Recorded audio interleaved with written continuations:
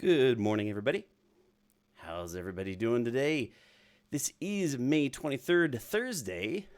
Thank you so much for joining me today on Coffee with Steve. Don't forget to take your coffee. Oh, better turn my burner or my warmer on here. All right, so today's topic is it's a technology one. I don't know if my audience is quite prepared for this. It's a pretty big deal in my world. And it has to do with pipelines and deploying your code and where you're storing your different packages. Last week, I think it was, maybe 10 or 12 days ago, Google, or actually, I shouldn't, not Google, it was actually Github, announced that they were going to have public registries for packages. And that's kind of a big deal in my world because, right now we have a lot of, if you have a package for your software, if you're talking NuGet packages or Docker or Maven or any of those, you kind of have separate repositories or separate locations where those packages are stored. And so you're building in several different locations, but now GitHub has announced that they're going to have a registry for packages, and that's going to be for several different platforms, and they're going to roll out some more as they go on. So let's talk a little bit about that today, okay?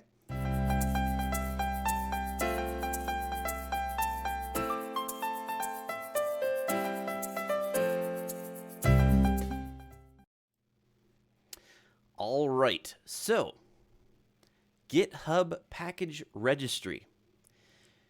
So, like I was saying before, when you package your software, what you're doing is you're taking this application that you've built and you want to make it available for others. So if I build this set of classes, right, not necessarily a product, but more like classes, I'm just gonna start with that. I mean, you could do actual application deployment, put it on Docker.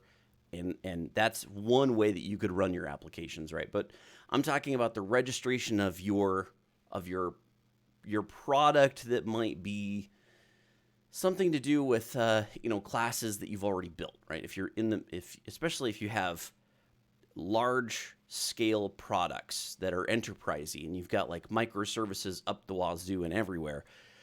Well, you're going to need some way to maintain all of those packages, all those different processes and class libraries. And so far, it's been kind of a scattered effort. If you're doing Java with Maven and you're using Maven as your package registry, you've got to go use the Maven repository, which it's an okay website. I don't know. See if we go Maven registry. I forget exactly. There it is, mavenrepository.com. So we'll just go to the main page. So it's an okay website. I mean, it does a decent job. It's pretty plain. It's pretty basic, but it gets the job done, right?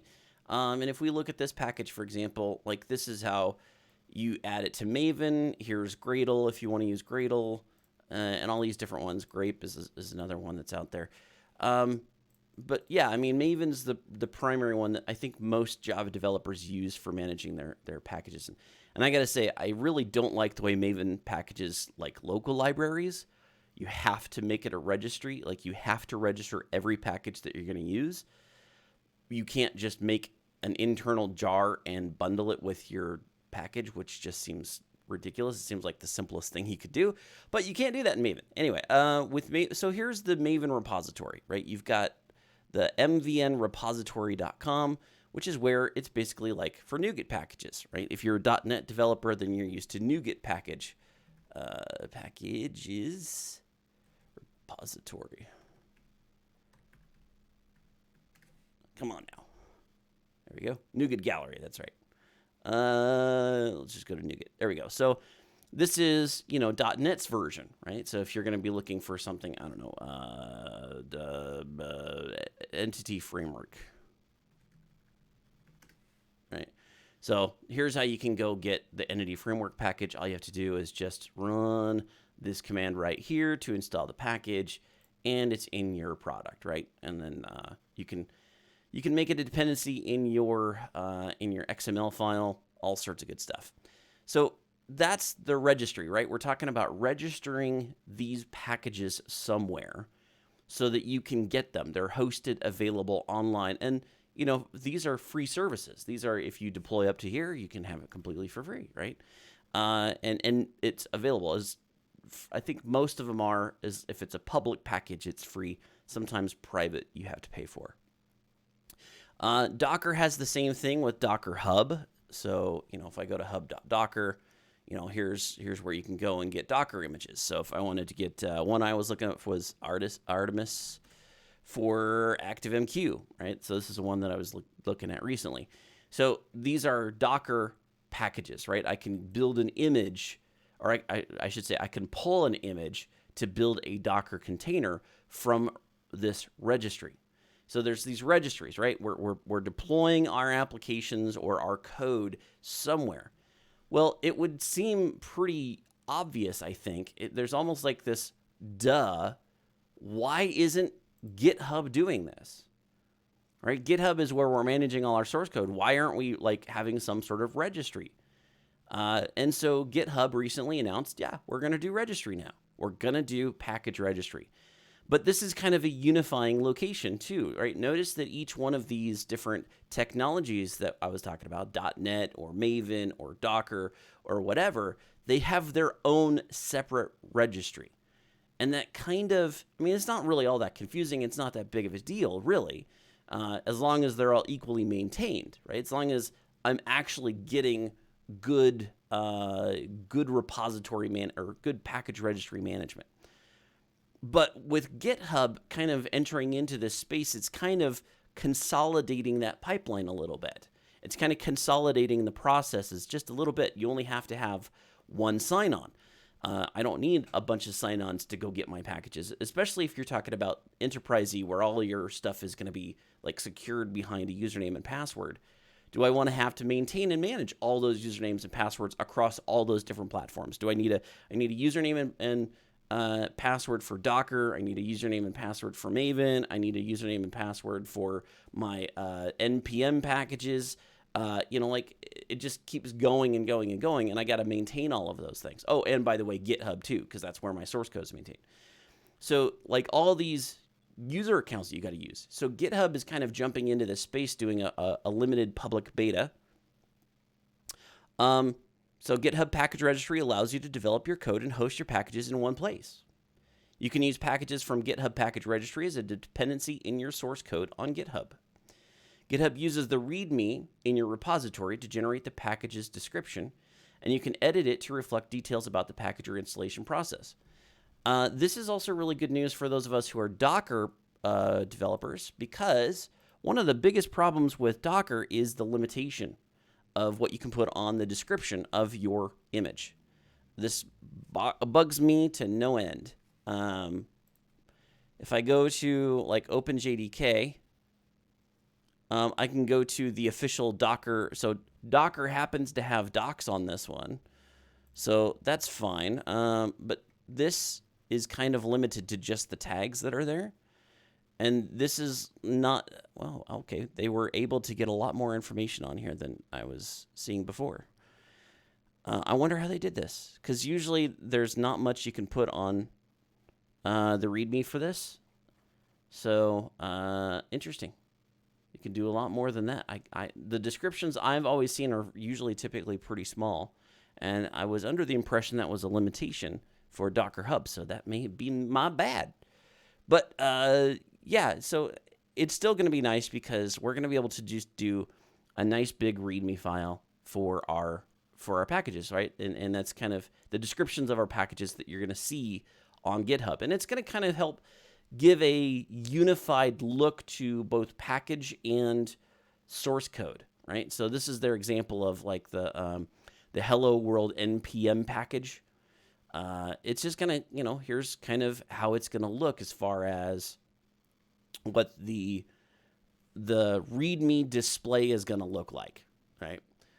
So these are some examples of how GitHub Package Registry might benefit your workflow. Secure and compliant. So develop, maintain, and store your packages in the same secure environment with a single login. Oh, and by the way, there's also going to be, so GitHub has like multiple servers, and they've got, they've got it deployed all across the globe. So that's another advantage of using this, is that you're going to have access to the registry in a pretty quick way, right? All these packages are going to be distributed globally.